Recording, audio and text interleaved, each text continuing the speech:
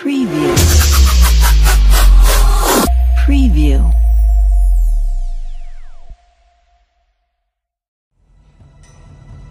Kayo po ba si Mrs. Matatag? Oho, ako nga po. Bakit po? Huwag po sana kayo mabibigla. Tatagan niyo po sana ang loob niyo. Bakit? Ano po ba ang nangyari? Bigla po kasi nawala ng malay ang asawa niyo, kaya sinugod po siya sa ospital.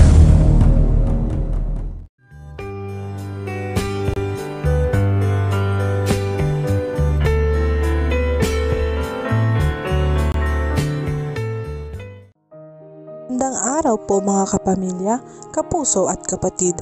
Ating tunghayan ng isang kwento na magbibigay sa atin ng kakaibang aral na antig sa ating mga puso't atay, na kung saan maipapakita nito ang kasalukuyan na sitwasyon na ating nararanasan sa panahon na ito.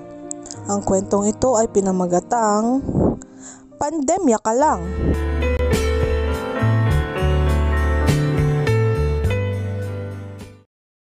Isa sa kilala at matayog na bayan na kung saan nakatira at matatagpuan ang pamilyang Matatag.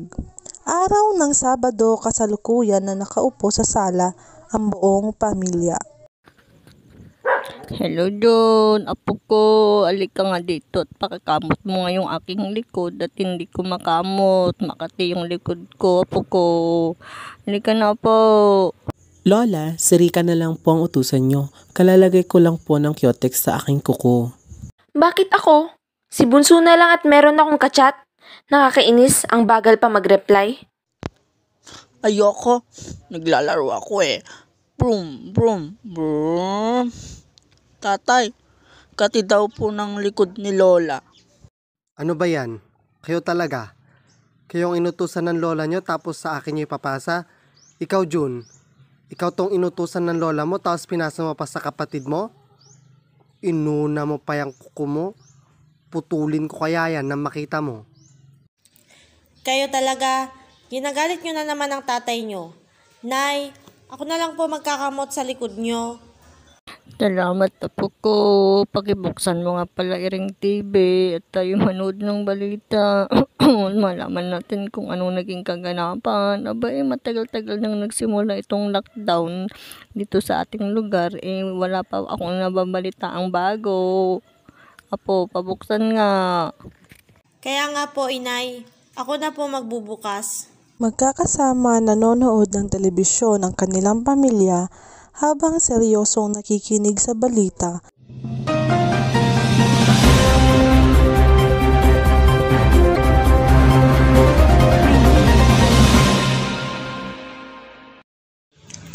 Ito na po ang nagbabagang balita para sa oras na ito dahil sa pagtaas pa din ng kaso na apektado ng virus sa iba't ibang lugar dito sa ating bansa. Inanunsyo ng palasyo na may extend pa ng 2 buwan ang lockdown dito sa NCR at sa lahat ng probinsya dito sa ating bansa. At paalala pa ng palasyo para sa lahat na mas makakabuti na manatili na lamang sa loob ng bawat tahanan upang maiwasan na mahawaan ng virus, upang manatili ang kaligtasan ng bawat pamilya, at paalala rin ng Pangulo para sa mga kabataan na mas makakabuti na sumunod at tumulong na lamang sa mga gawaing bahay sa loob ng tahanan. At sinabi din ng Pangulo na mas makakabuti na libutin na lamang ang bawat sulok ng bahay upang hindi makaramdam ng pagkabagot. Manatili lang po na nakatutok para sa mga sumusunod na balita. Ako po si Edmund Espinosa, ang PHR Balitan, ang inyong tagapagsalita. Magandang gabi sa inyong lahat at maraming salamat po sa inyong pakikinig. Pagkatapos manood ng balita ang buong pamilya, namayani ang katahimikan sa loob ng sala. Ngunit, biglang binasag din ng panganay na anak na si June ang katahimikan. Ay naku, boryong-boryo na ako dito sa loob ng bahay. Gusto ko nang lumabas kasama mga friends kong Becky. Balita pa sa TV, bawal daw lumabas at sabi pa, liputin na lang daw loob ng bahay. Naku, ayoko ko yan ng ganun. Kulang na lang pasukin ko ang loob ng gripo. Ay naku, grabe naman. Kaya nga nakakainis. Akala ko pa man din makakapag-date na kami ng jowa ko para sa nalalapit naming mansari. Kawawa naman sila kuya at ate hindi makakalabas. Kawawa sila. Tama na yun mga anak. Huwag na kayo magreklamo, mas makakabuti na sumunod na lang tayo sa kung ano ang kagustuhan ng palasyo dahil para din naman sa ikabubuti natin yan, lalo na ngayon, pandemya. Oo nga mga anak, tama ang tatay nyo na mas makakabuti sa atin na manatili na lamang tayo dito sa loob ng bahay. Mabuti pa, magluluto na ako para makakain na tayo ng hapunan. Habang sabay-sabay na kumakain ng hapunan ang buong pamilya, nang makarinig sila ng malakas na pagkatok sa kanilang pintuan, tumayo kaagad ang kanilang tatay para pagbuksan ng mga kumakatok. At sumunod naman tumayo ang kanilang nanay at si June upang mag-usisa. Opo, ano po ang inyong kailangan? Magandang hapon po. Nais ko lang po sana humingi ng konting tulong. Wala pa po kasi kaming kain ng mga anak ko simula kahapon. Nawalan po kasi ng trabaho ang asawa ko dahil po sa pandemya. Kaya baka po pwede kami makahingi kahit konting pagkain lang. Naku, ganun po ba? Halina po kayo at pumasok dito sa loob. Sakto po at maghahapunan na po kami. Sumabay na po kayo sa amin. Ay, wag na po. Nakakahiya naman po.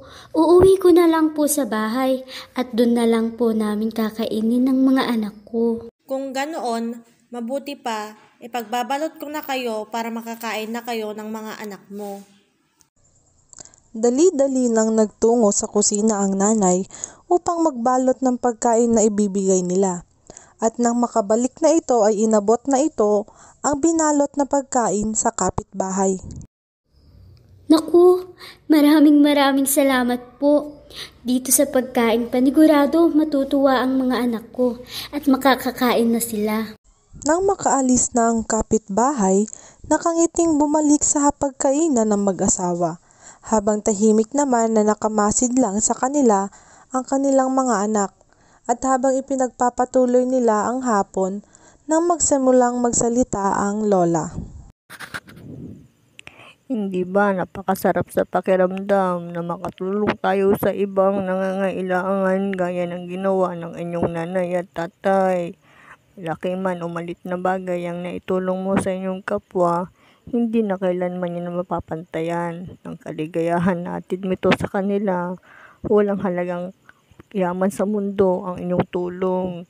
Kaya naman sana maging magandang halimbawa ito sa inyo. Opo, Lola. Opo, Lola. Masayang pinagpatuloy ng pamilyang matatag ang kanilang hapunan.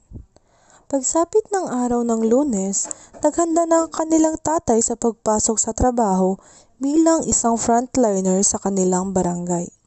Hindi maiwasan mag-alala ng kanilang nanay sa tuwing papasok ito sa trabaho, sapagkat nangangamba ito na magkaroon ng sakit na maaaring makuha sa kanyang mga nakakasalamuha. Napansin ng kanyang mga anak ang madalas na pag-aalala ng kanilang ina. Kaya naman naisipan nila na kausapin ito upang mabawasan ang kanyang pangangamba. Nay, wag na po kayo masyado mag-alala kay tatay. Paniguradong po yun, okay lang po siya sa trabaho niya. Hindi ba ate? Ay, kuya pala. Oo naman, kakambal kaya ni tatay si Cardo. Oo nga po, nanay. Panigurado po. Mahaba po ang buhay ni tatay. Hindi na maiwasan ng kanilang nanay na matawa sa kanyang mga anak, kaya kahit papano ay nabawasan ang pangangamba nito sa kanyang asawa. Pagsapit ng gabi ay muling nag-alala ang kanilang nanay sapagkat hindi pa rin umuuwi ang kanilang tatay. Maya-maya pa ay nakarinig sila ng malakas na katok mula sa pintuan. Kaya nagmadaling nagtungo ang kanilang ina sa may pinto upang pagbuksan ito. Kaya naman pagbukas ng pinto ay laking gulat ng kanilang ina na makita ang isang babae na humahangos at napansin ng kanilang ina na tilabay kapareho ang suot na uniforme nito sa suot na uniforme ng kanyang asawa. Kaya naisip kaagad ng kanilang ina na katrabaho ito ng kanilang tatay at bigla itong nagsimulang magsalita. Kayo po ba si Mrs. Matatag? Oho, ako nga po. Bakit po? Huwag po sana kayo mabibigla. Tatagan niyo po sana ang loob niyo. Bakit? Ano po ba ang nangyari? Bigla po kasi nawala ng malay ang asawa niyo, kaya sinugod po siya sa ospital. Halos mangiyak-ngiyak ang kanilang ina sa nangyari sa kanilang tatay. Kaya naman dali-dali ito sumama sa katrabaho ng kanilang ama upang puntahan ito sa hospital. Habang naiwan silang magkakapatid, kasama nila ang kanilang lola, hindi naman nila mapigilan na hindi maiyak at mag-alala sa kalagayan ng kanilang mahal na ama. Kaya naman nilapitan sila ng kanilang lola at niyakap sila at inaya sila ng kanilang lola na manalangin sabay-sabay para sa kaligtasan ng kanilang mahal na ama. Panginoon, sana po ay ligtas niyo po ang asawa ng aking anak sa kapahamakan. Ako po ay matanda na, kahit ako na lamang po ang inyong kunin. Huwag lamang po ang magulang ng aking mga apo. Diyos ko, iligtas niyo po ang tatay ko. Huwag niyo pong hayaan na magkaroon siya ng virus o anumang sakit. Patawarin niyo po ako kung masyado po akong naging panatag sa pandemya na mayroon ngayon. Hindi po inaasahan na maaaring maranasan din po namin ang hirap na naranasan ng iba. Panginoon, kayo na po bahala sa tatay ko. Huwag niyo po sana siyang kukunin sa amin. Kailangan pa po namin siya. Mahal na mahal po namin siya. Pangako po, hindi na po kami magiging pasaway. Papa God, iligtas niyo po si tatay. Pangako po, hindi na po ako magiging makulit. Habang patuloy na nakaluhod ang magkakapatid na nagdarasal, hindi nila namalayan na kanina pa pala nasa harapan nila ang kanilang tatay at nanay. Napansin at narinig ng kanilang tatay at nanay ang kanilang mga panalangin. Halos maiyak ang mag-asawa sa tagpo ng kanilang naabutan sa kanilang mga anak. Hindi mapigilan ng kanilang tatay na maiyak dahil nalaman niya kung gaano siya kamahal ng kanyang mga anak. Kaya hindi na niya napigilan pang magsalita. Mga anak, nandito na ang tatay. Nagmulat ng mata ang kanilang mga anak at laking gulat nila na makita nila ang kanilang ama, kaya naman sabay-sabay sila tumakbo papunta sa kanilang ama at mabilis nila itong niyakap ng mahigpit.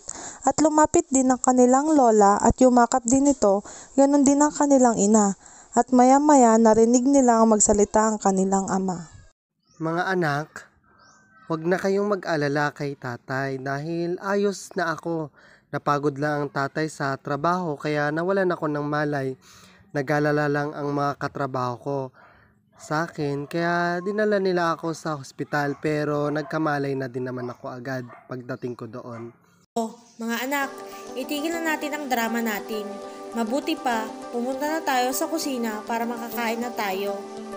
Masayang nagsalo-salo sa hapagkainan ng pamilyang Matatag.